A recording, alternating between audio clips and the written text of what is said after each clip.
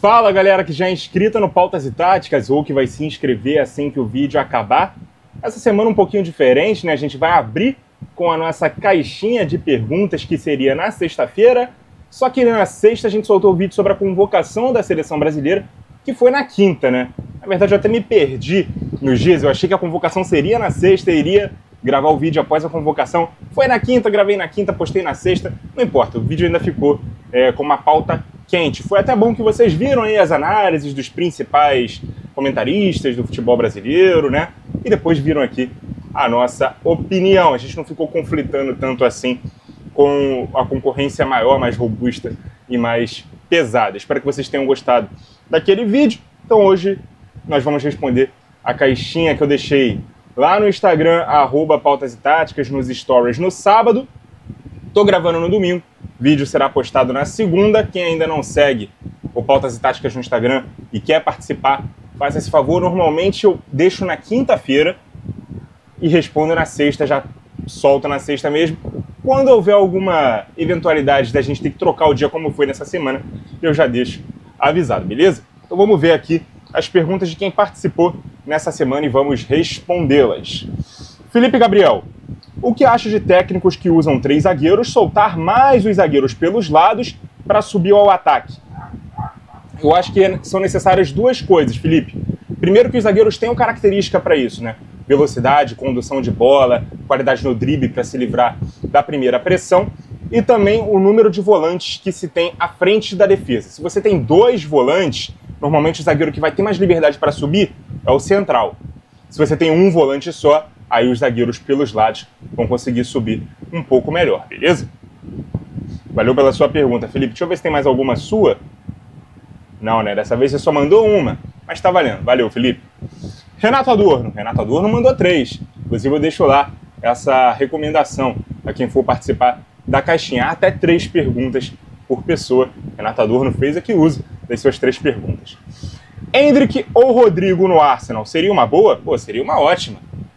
O Endrick está precisando de mais minutos, o Arsenal precisa de um jogador para atuar exatamente naquela posição, então o encaixe seria muito bom e também seria uma repetição de uma outra estratégia que o Arsenal fez, que foi contratar o Odegaard no Real Madrid quando ele tinha poucos minutos, então seria interessante.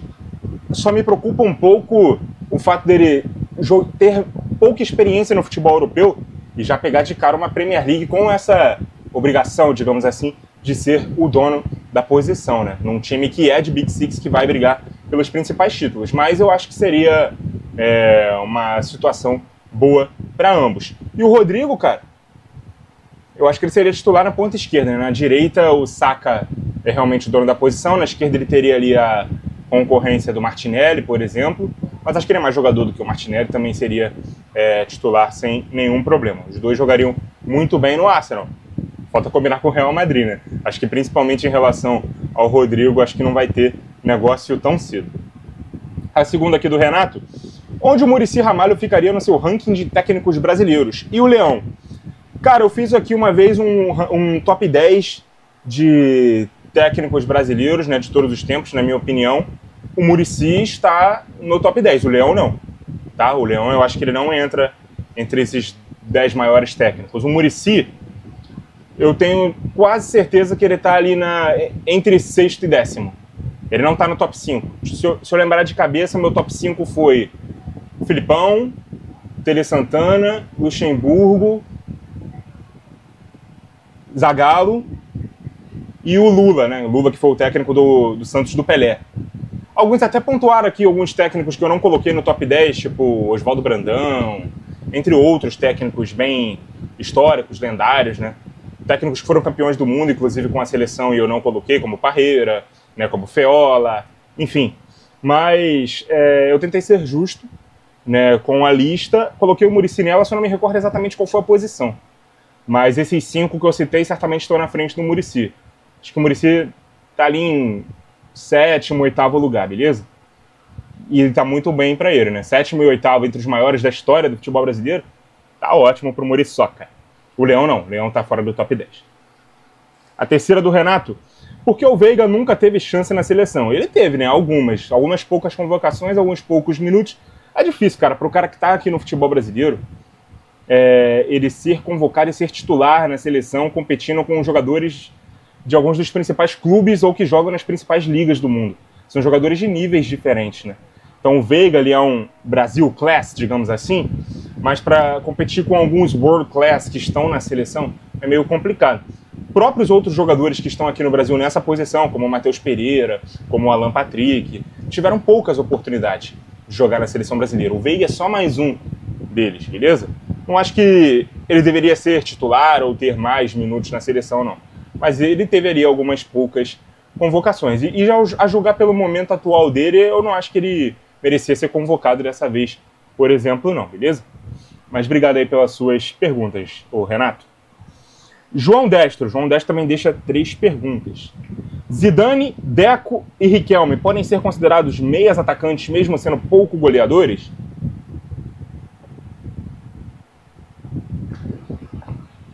Podem sim, João.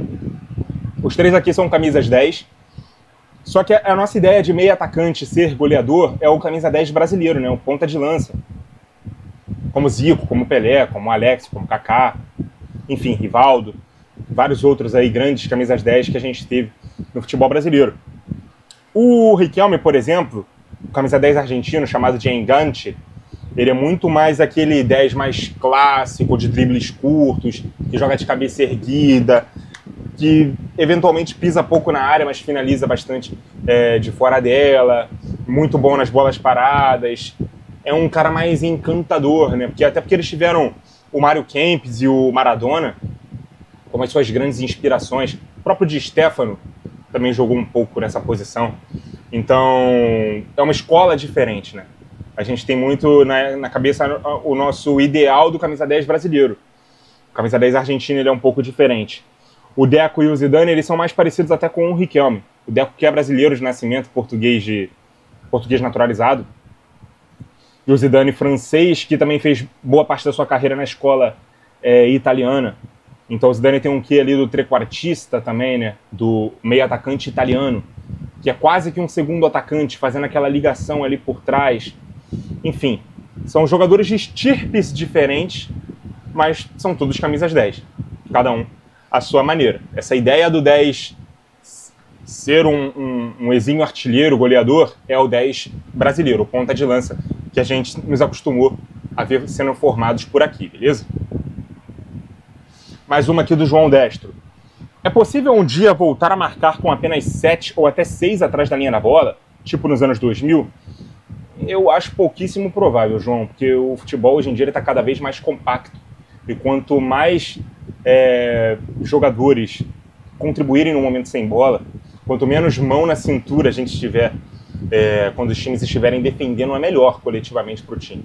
Então, não necessariamente você precisa adotar uma marcação que defende em bloco baixo atrás da linha da bola. Você pode adotar uma marcação de pressão no campo de ataque, mas ainda assim, todos vão ter que contribuir de alguma forma defensivamente e todos vão ter que ter característica para isso. Eu acho que o mais necessário é que se respeitem as características dos jogadores. Mas quando você tem muitos jogadores que precisam ser preservados no momento defensivo, é aí que muitas vezes a gente chega naquele impasse de será que o fulano e o cicrano podem jogarem juntos? E muitas vezes não podem por isso, pouca contribuição defensiva. Então, na minha visão, e até repetindo aqui uma frase do Simeone, que ele disse uma vez, se você tem um jogador que não marca, dá para jogar perfeitamente. Se você tem 2, é difícil, mas é possível. Agora, se você tem 3 que não marcam, é impossível, beleza? Então, se marcar com 7 atrás da linha da bola para 3 ficarem sem marcar, eu acho bem complicado nos dias de hoje e que a gente vai voltar a ver num futuro próximo ou distante, não importa. Eu não acredito que vai acontecer, beleza? A terceira aqui do João. Os times chamados reativos são subestimados, como a Inter de Mourinho e o Atlético do Simeone? João, eu vou discordar da expressão reativo, né? Quem me conhece aqui de mais tempo sabe que, para mim, reação no futebol é toda a resposta a uma ação do adversário. Então, se você perde a bola e seu adversário recuperou e você decide marcar imediatamente em alta pressão, no campo de ataque, você está tendo uma reação. Então, a gente interpreta mal essa expressão do reativo como o time que marca em bloco baixo e contra-ataca. Isso não é ser reativo no futebol. a gente difundiu essa ideia de forma errada, tá? Mas eu entendi a sua pergunta, eu acho que são não só subestimados, mas eu acho que eles são muitas vezes tirados como times covardes, times que têm medo de jogar, times que se comportam como times pequenos, como zebras, que jogam a responsabilidade pro lado de lá, e nem sempre é assim, às vezes é só uma estratégia.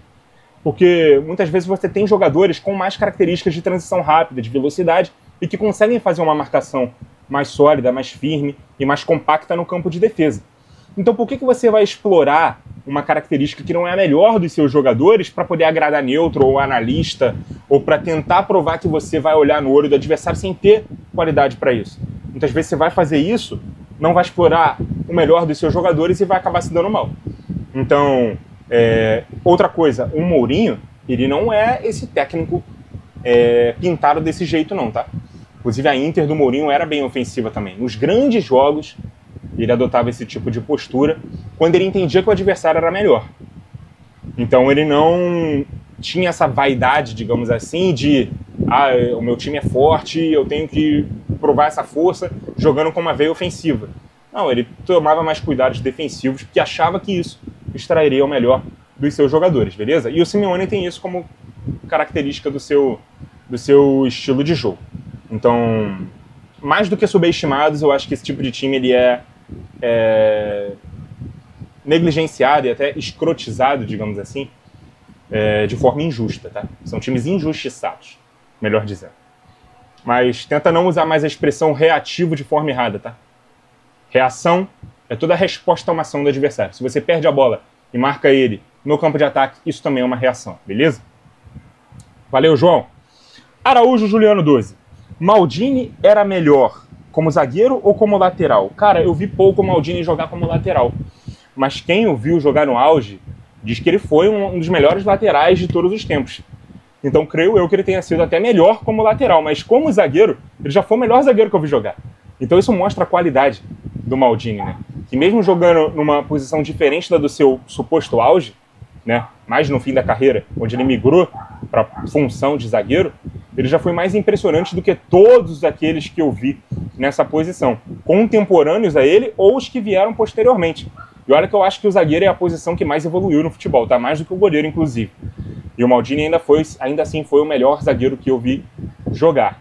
Mas, repetindo, muitos que viram o Maldini como lateral afirmam que ele era ainda melhor como lateral do que como zagueiro, beleza?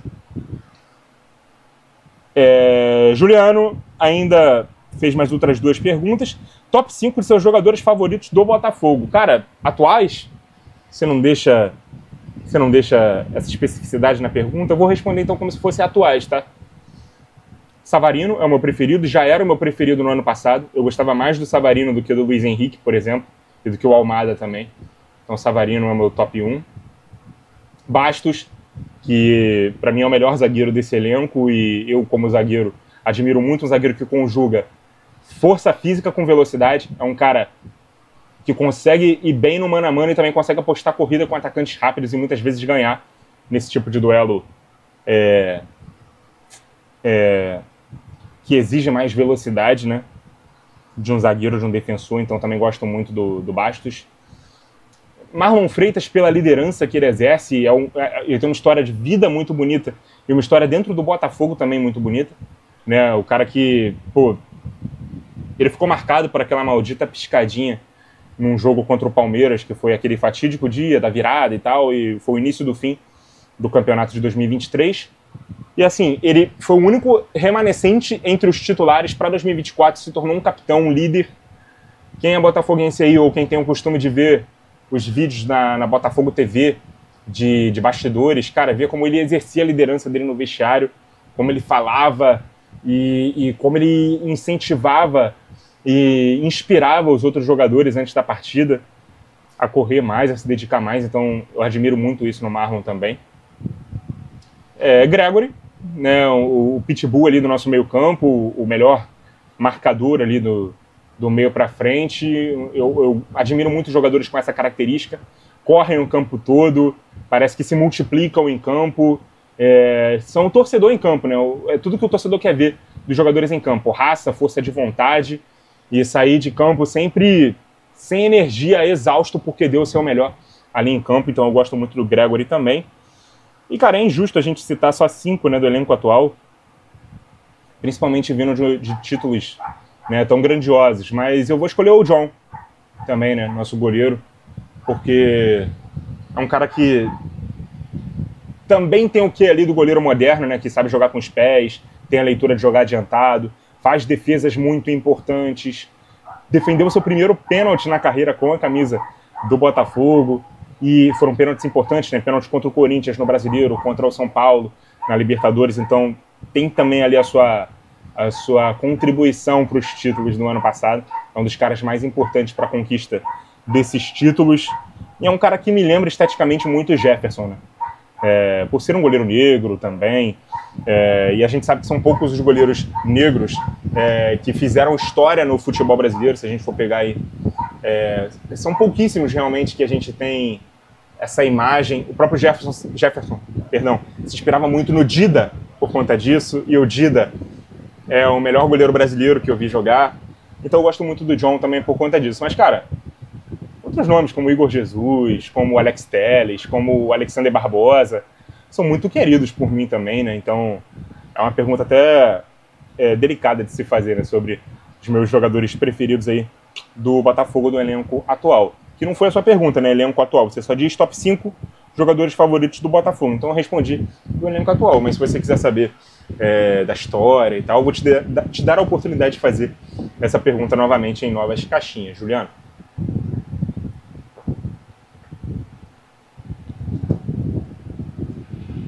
Acho que citei os 5, né? Savarino, Bastos, Marlon, Gregory e John. Citei os 5. Mais uma aqui do Juliano. Você também colocava o Roberto Carlos como atacante no PlayStation? Pô, e quem nunca, né? Quem não queria aproveitar o Roberto Carlos como atacante, aquela finalização forte que ele tinha, jogador muito rápido também. Então, todo mundo que jogava videogame com 3 atacantes, acho que fazia isso, colocava o Roberto Carlos ali. Às vezes até do lado direito, né? Pra ele poder cortar pra dentro e chutar. Tem até um rap do DK47 que ele cita isso, né? Ele fala: Rap Game é um videogame que eu não pude ter, porque me falaram que perder também faz parte. No The King of Fight eu só jogava com o Rugal e o Roberto Carlos eu botava no ataque. Então, assim, é uma referência tão viva na nossa cabeça que eu acho que todo mundo, cara, que jogou videogame nessa época colocava Roberto Carlos no ataque. E duvide do caráter de quem não colocava. Valeu, Juliano. Anderson Mignoni, 02. Como melhorar os estaduais? Torná-los mais atrativos financeiramente como espetáculo? Cara, atrativo financeiramente como espetáculo eu acho que muito dificilmente. Mas eu acho que os estaduais eles têm que ser maior para os clubes pequenos e menor para os clubes grandes. Eu acho que isso aí é unanimidade. É para quem assiste, para quem transmite, para quem pratica, menos para quem faz o futebol. Menos para quem está dentro das federações estaduais. Por quê? Porque eles dependem dessas datas e dependem de uma participação maior dos clubes grandes para serem consumidos, assistidos. Só que eu acho que os estaduais, principalmente a partir dessa temporada, ou até da temporada passada, eles ficaram tão negligenciados pelos clubes grandes, sabe? Optando por começar com elencos alternativos e tal. E até por conta desse calendário em que fez com que os estaduais começassem bem antes, né? Eles perderam muita importância, muita importância. Então, assim, até quem caiu cedo não deu a mínima para isso, não viu os rivais zoá-lo, né? Porque caiu cedo, e eu tenho lugar de fala nisso aí. E quem ganha, ele praticamente não pode comemorar tanto, né? Porque, pô, tá comemorando um título estadual, tem tanta coisa mais importante aí para comemorar, né? O ano tá começando agora, o estadual é praticamente uma pré-temporada. Então, ele já teve ali o seu momento de mais brilho e importância dentro do nosso calendário. Hoje, eu acho que é um estorvo muito grande para os clubes grandes.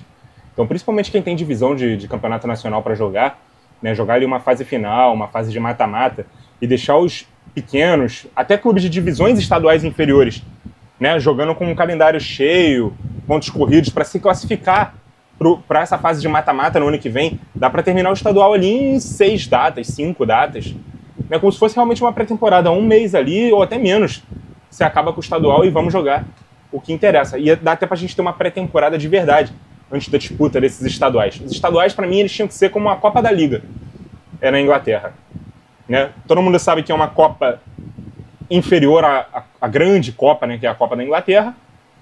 Dá pouca importância para isso, usa time alternativo, se for eliminado, paciência. E se for chegando nas fases mais agudas, se de repente chegar numa final, pode ser uma chance de título para salvar sua temporada.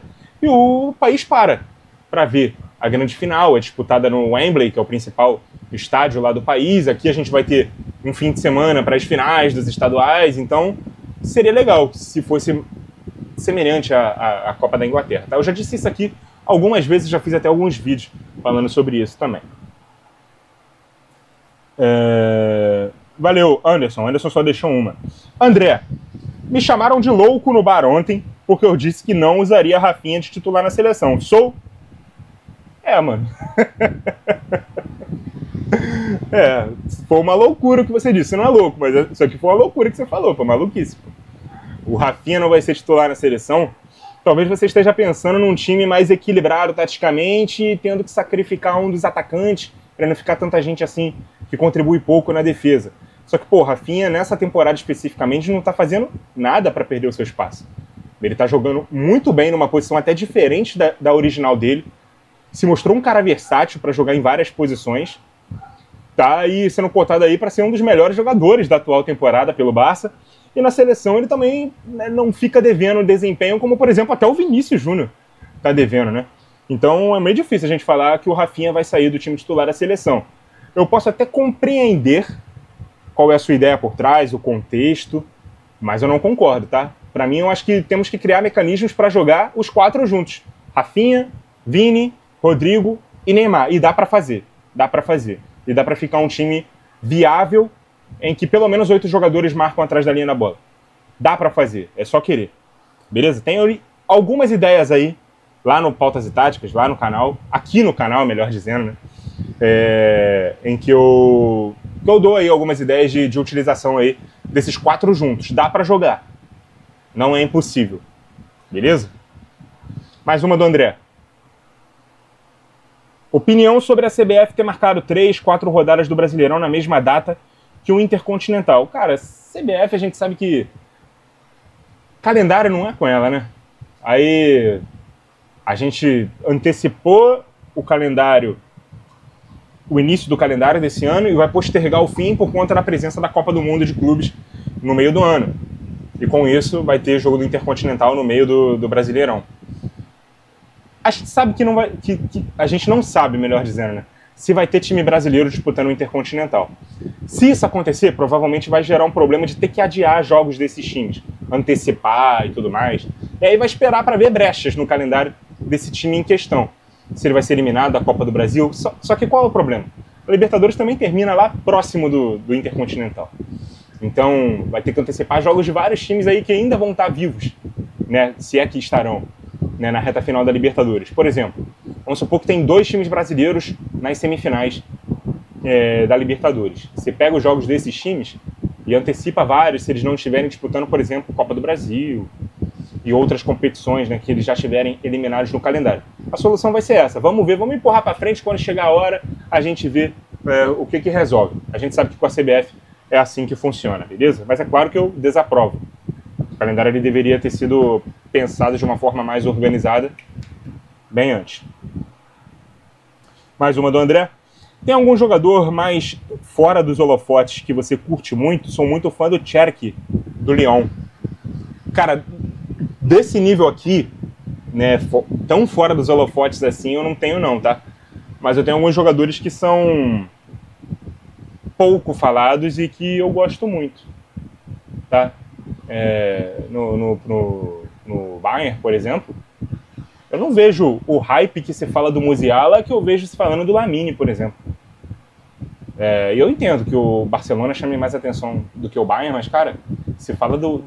A gente vê o Musiala jogar muito há muito tempo. E eu não vejo essa emoção, essa comoção, esse hype todo em cima do Musiala que se tem em relação ao Lamine. Eu sei que ele não é do nível do Cherki, eu sei que ele joga num clube bem grande, então Talvez não seja um exemplo para a pergunta que você fez, mas assim, que joga assim num clube que quase ninguém acompanha, quase ninguém vê, eu não tenho essa preferência, esse jogador assim que eu seja fã, que eu goste tanto como você gosta do Cherk, não, beleza? Mas foi bacana a pergunta, eu gostei, cara. Talvez eu possa até pensar melhor e responder nos comentários, se eu lembrar assim de algum nome, tá? É que agora, no momento, não tá me vindo nenhum outro nome para poder te responder bem essa pergunta. Valeu, André. Osvaldo7163. Poderia jogar... botar a bandeirinha do Brasil antes, né? Brasil poderia jogar com 4 zagueiros, com um deles subindo para fazer a função de volante com os Stones no City? Pergunta repetida, gente. Já respondi essa pergunta várias vezes. Muita gente dá o exemplo do Léo Ortiz, porque ele fez uma função de volante no Flamengo, mas ele não fez essa função de zagueiro sem bola, volante com bola. Não, ele jogava como volante e marcava como volante. Eu não vi ele fazendo essa função e não acho que a gente deva mudar todo o cenário da seleção, abrir mão de laterais para encaixar o Léo Ortiz numa função que ele nunca fez, nessa dupla função que ele nunca fez, para poder imitar o City do Guardiola, que nem joga, que também é outro que nem joga mais assim. Então acho que a gente tem que puxar o freio de mão aí em relação a essa ideia, tá? Não acho que seja que dá para jogar, não. Mais uma do Osvaldo. Se tivesse que torcer para um time de Minas Gerais, escolheria o Galo ou o maior de Minas? Ele é cruzeirense, né? Ele coloca até um emoji aqui de nojinho no Galo e os coraçõezinhos azuis e brancos aqui quando ele fala maior de Minas. Cara, se eu não fosse botafoguense, provavelmente seria vascaíno, porque minha mãe é vascaína. E se eu nascesse em Minas, eu não sei te responder, porque aí eu provavelmente teria alguma influência, né? Alguma vivência e tal, e nesse momento eu não tenho. Então não dá pra eu dizer que eu prefiro o Galo ou prefiro o Cruzeiro, tá? Mas assim, se você me dissesse hoje, o Botafogo deixou de existir, escolhe um time mineiro pra torcer. Não vou escolher. Vou escolher o Bayern. Por que eu vou torcer pra outro time aqui brasileiro que eu não tenho nenhuma identificação, beleza? Não é ficando em cima do muro, não. Até porque se eu fosse pra escolher um lado, pô, nós temos um time alvinegro como o meu e um outro time que é o rival desse time alvinegro. Eu acho que eu teria uma tendência maior até pra escolher o time alvinegro, que é decepcionante pra você, que é cruzeirense, eu sei. Mas eu não tenho nenhum carinho pelo Atlético ou pelo Cruzeiro e nenhum desgosto também por nenhum dos dois, beleza? Então, espero que tenha sido satisfatória aí a resposta para você, Osvaldo. Que deixou aí a terceira pergunta, né? Qual foi o tema do seu TCC? Tem a ver com futebol? Tem sim, cara. Eu já disse algumas vezes no canal. Inclusive, legal, né? Você fazer essa pergunta, sendo que eu já critiquei aqui o calendário em outra resposta. Meu tema foi o calendário do futebol brasileiro, onde eu faço uma proposta de resolução, inclusive, a esse calendário. Eu tenho até vídeo sobre isso aqui no canal também, alguns vídeos, né? Eu entrei no TCC com a ideia de que nós tínhamos que copiar o calendário europeu. E eu saí do TCC com a ideia de que não é necessário a gente copiar o calendário europeu. Até porque o calendário europeu ele é feito com a cultura, né, do hemisfério norte do planeta. Ano fiscal das empresas também é assim, terminando no verão, onde as férias de verão são no meio do ano. Então, nossas férias de verão são no final do ano. Então, a gente segue o ano dessa forma. De forma que as férias, né, que o fim da temporada seja durante o verão, assim como eles. Senão, a gente teria que ter no meio da temporada jogos em altíssima temperatura durante o nosso verão aqui. Mas no estadual isso já acontece, beleza. E é errado. Não era para acontecer. Então, a gente vai criar um novo problema ou não resolver um problema já existente para poder tapar o sol de outro problema. Ou nem tapar o sol, né, digamos assim, que a gente está falando de jogar em altas temperaturas. E não só isso. Claro que o calendário unificado, ele seria muito bom para questões de, por exemplo, mercado. A gente não perderia jogador no meio do ano, ou teria um controle melhor sobre esses ganhos e perdas. Os elencos seriam montados de uma forma mais organizada. A gente não ficaria tão refém assim do mercado da elite do futebol mundial. A gente poderia construir times pensando numa temporada já na primeira janela, que seria de meio de ano, e que se estenderia até o meio do outro ano. E a janela do fim de ano seria só uma janela de ajustes. Do jeito que é feito hoje, a janela de fim de ano, que é a nossa janela de construção, é a janela de ajustes do futebol europeu. Então, muitas vezes a gente quer trazer os caras de lá para cá e não consegue, porque eles estão em meio de temporada lá, tem que esperar até o meio do ano. E aí o cara fica só, sei lá, 6 meses e depois quer voltar para lá. Enfim, é ruim. Mas eu acho que isso aí se resolve com uma simples regra de não ter uma abertura de saída, né, de jogadores, né, durante o nosso meio de temporada. Então, acho que dá para resolver dessa forma. E o quantitativo de datas, obviamente, é o nosso principal problema, de enxugar os estaduais, enxugar a Copa do Brasil, de certa forma, enxugar a Sul-Americana também, ter critérios de classificação diferentes para as competições internacionais, até para as competições interestaduais, né, regionais, como Copa do Nordeste, Copa Verde. Tudo isso foi falado por mim durante o meu TCC. E foi bem maneiro, cara. Não me deu quase nenhum trabalho fazer o meu TCC, porque eu pensava isso anos antes até de iniciar a faculdade.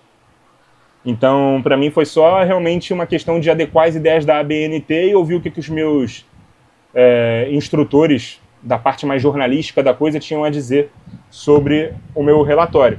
Eu, inclusive, escolhi fazer monografia, tá? Não trabalho prático.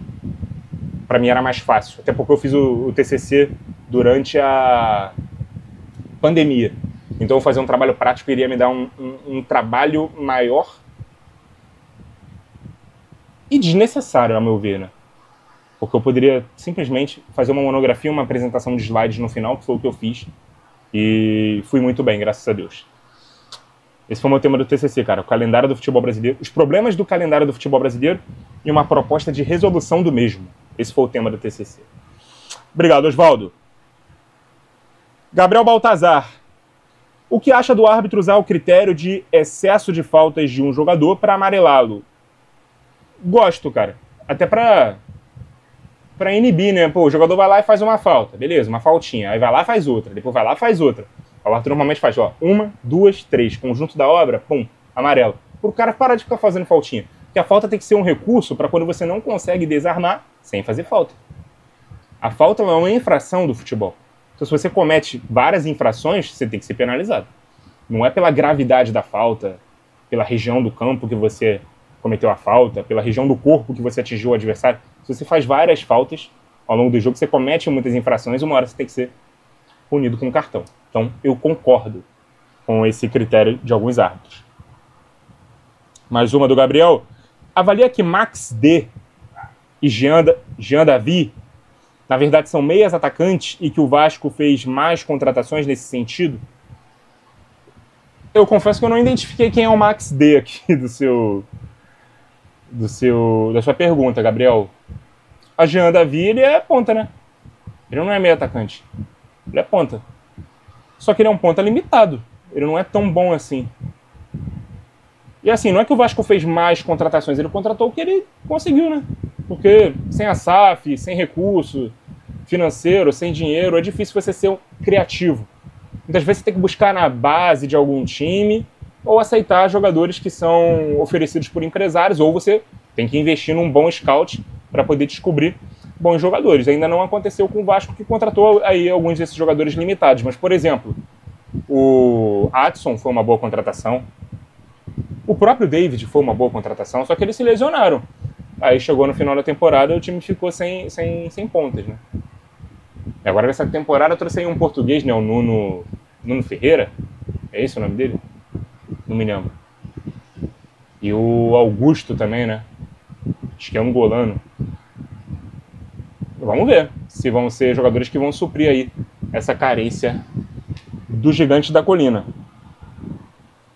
E a última do Gabriel Baltazar. O que achou da polêmica entre São Paulo e Palmeiras sobre esse jogo da semifinal do Paulistão? Cara, a única polêmica que eu vi, se tiver mais do que isso eu não tô sabendo, foi que o São Paulo soltou uma nota, né, repudiando o jogo ser na segunda-feira, certo? E aí ele não gostou, que ele alegou que os clássicos têm que ser no sábado e no domingo e tal, mas foi mais uma decisão para agradar a televisão, né? Até porque no sábado, a concorrente da emissora de TV aberta que está mostrando o Campeonato Paulista, mostrou o clássico Flamengo e Vasco no Campeonato Carioca. Então ele entendeu que teria mais audiência e terá realmente transmitindo esse jogo para todo o Brasil na segunda-feira. Eu, por exemplo, se tivesse os dois jogos no mesmo horário, sendo o Carioca, eu assistiria o Carioca e não assistiria o Paulista. Se esse jogo foi do Rio no sábado, e os dois clássicos paulistas serão no domingo e na segunda, eu vou assistir os de domingo da segunda e não vou perder o do sábado. Hoje, por exemplo, tem... Hoje, domingo, né? No caso, você está vendo ontem. Fluminense e Volta Redonda pelo Campeonato Carioca. Eu não tenho interesse de ver esse jogo. É porque o Fluminense já goleou no primeiro jogo. Praticamente já se classificou para a final. Você já sabe o que aconteceu. Se o Volta Redonda conseguiu uma virada histórica, eu perdi porque não vou ver. Então eu vou ver Santos e Corinthians hoje, domingo. E na segunda eu vou ver Palmeiras e São Paulo. Então, para mim, como consumidor, ficou ótimo. Agora, eu entendo que o São Paulo não queira, porque atrapalha na questão de público, venda de ingressos, comercialização. Eu entendo a questão do clube, sim, mas falando como torcedor neutro, eu gostei, beleza? Eu entendo, sempre vai ter polêmica em relação a mando de campo, horário de jogo, se o gramado é sintético ou natural, inclusive.